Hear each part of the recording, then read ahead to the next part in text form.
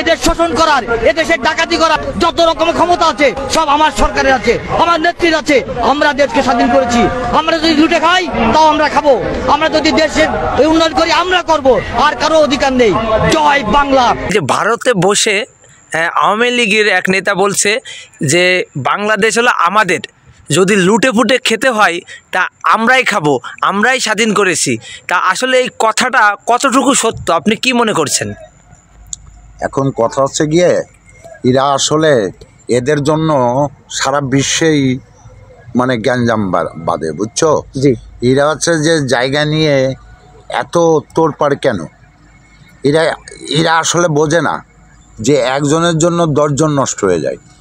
একজনের জন্য এত গ্যাঞ্জাম করলে দেখা যাচ্ছে আর একজন। আমি আপনাকে কোনটা বুঝাচ্ছি, আমি বলছি যে আওয়ামী লীগ নেতা বলেছে এই দেশ বলে তাদের, তারা লুটে ফুটে খাবে।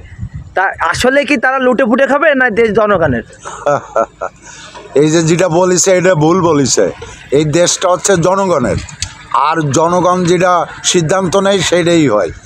তার কথা মতন লুটে পেটে খাবে, এটা কি তার বাবার দেশ না তার মার দেশ যে লুটে পেটে খাবে?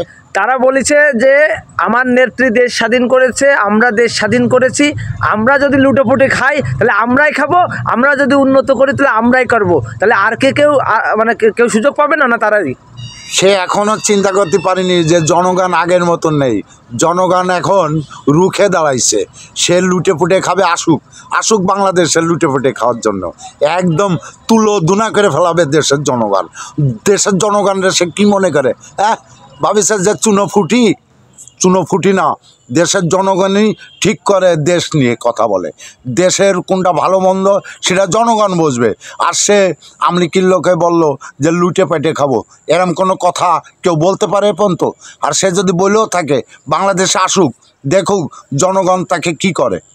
আচ্ছা, আপনাকে ধন্যবাদ যে ভালো। আপনাকেও ধন্যবাদ।